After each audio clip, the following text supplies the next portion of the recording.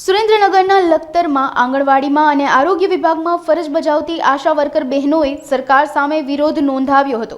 સરકાર દ્વારા લઘુત્તમ વેતન ન આપવામાં આવતા આશા વર્કર બહેનોએ લખતર તાલુકા પંચાયત કચેરી ખાતે સરકારના નામના ગરબા ગાઈ વિરોધ નોંધાવ્યો હતો। 80 થી વધુ આશા વર્કર બહેનો એકત્રિત થઈ હતી અને માંગણીઓ નહીં સંતોષાય તો આગામી દિવસોમાં ઉગ્ર વિરોધ પ્રદર્શનની પણ સરકારને ચીમકી આપવામાં આવી હતી। મારું નામ રાઠોડ વાલીબેન મહેશભાઈ છે। હું પ્રોપર લખતરમાં આશા વર્કર તરીકે કામ કરું છું। મારે આ સરકારને એટલું જ કહેવાનું કે કાલે 8 માર્ચ છે એટલે કે વિશ્વ મહિલા દિવસ। તો વિશ્વ મહિલા દિવસમાં આ સરકાર એવું કહેવા માંગે છે કે અમે મહિલાનું સશક્તિકરણ કરીએ છીએ, કે મહિલાને અમે સક્ષમ કરે છે, પણ એ જ્યારે આંગણવાડી વર્કર અને આશા વર્કરનું શોષણ કરે છે તો ત્યારે એમને મહિલા સશક્તિકરણ યાદ નથી આવતું। કેમ કે અત્યારે જે બધા જ પંચાયતના કોઈ કર્મચારી હોય અથવા કોર્પોરેશનમાં તો એ બધાને લઘુત્તમ વેતન તરીકે એમને લીધું છે, બરાબર। તો આ આશા વર્કર અને આંગણવાડી વર્કર તો એ ટોટલ શું કહેવાય કે જે બાળક પેટમાં હોય માતાની ત્યાંથી આશા વર્કર એનું ધ્યાન રાખતી હોય કે એ બાળક જન્મી જાય, એનું વેક્સિન થઈ જાય, જ્યાં સુધી બાળક 5 વર્ષનું ના થાય ત્યાં સુધી આશા વર્કર એનું ધ્યાન રાખે છે। પછી એ એપીએલ લાભાર્થી હોય કે બીપીએલ લાભાર્થી હોય છતાં એનું ધ્યાન છેક 5 વર્ષ સુધી રાખવામાં આવે તો પણ એનું કોઈ જ વેતન આવતું નથી, તો પણ આશા વર્કર એ બધું જ કામ કરે છે। તો આ જે લઘુત્તમ વેતન કર્યું તો એમાં નથી કોઈ સમાવેશ આશા વર્કરનો કરેલો કે નથી એમને આપણે આંગણવાડી વર્કરનો સમાવેશ કરેલો।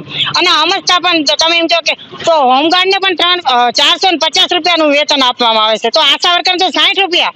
તો એ કાંઈ સરકારને શરમ આવી જોઈએ કે આટલું તો વેતન, આટલી શું કહેવાય હાવ મોંઘવારી છે, આટલી બધી મોંઘવારીમાં જો આટલું વેતન તો એ લોકો ગુજરાન કેવી રીતે ચલાવે? સરકારે વિચાર કરવો જોઈએ કે લઘુત્તમ વેતનમાં આશા વર્કર અને આંગણવાડી વર્કરનો સમાવેશ કરવો જ જોઈએ અને બને ત્યાં સુધી એમનો મિનિમમ 15 થી 18 સુધીનો તો લક્ષ્યાંક રાખવો જોઈએ કે એમને એટલો પગાર, કેમ કે એમનું આંગણવાડી વર્કર પાસે 6 કલાક લેશે ત્યારે આશા વર્કર પાસે તો 24 કલાક।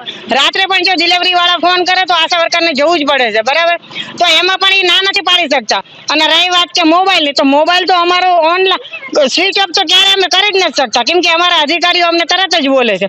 તો 24 કલાક જો આશા વર્કર કામ કરતી હોય છતાં એને કોઈ વેતન ના મળતું હોય ને તો આ સરકાર માટે શરમજનક બાબત કહેવાય। ને સરકારશ્રી મહિલાઓનું તો શોષણ જ કરી રહી છે, કારણ કે ગમે તે કામ હોય તો આંગણવાડી વર્કર, આશા વર્કર, હેલ્પર એ જ પાયાની કામગીરી કરે છે અને સરકારના પ્રોગ્રામમાં પણ આંગણવાડી વર્કર, આશા વર્કર હોય છે અને તેમ છતાંય એમના બધા જ કામમાં અમે સાથ સહકાર આપીએ તો પણ અમારી કોઈ પણ આ બજેટમાં ધ્યાન દે અને અમારા પગારમાં કે કોઈ પણ જાતમાં વધારો કરેલ નથી। તો સરકારશ્રીને મારી માંગણી છે કે અમારો પગાર વધારે અને અમને સારા મોબાઈલો આપે અને અમે કામ કરવા તો માંગીએ જ છીએ પણ એ પ્રમાણે અમને વેતન આપવું જરૂરી છે।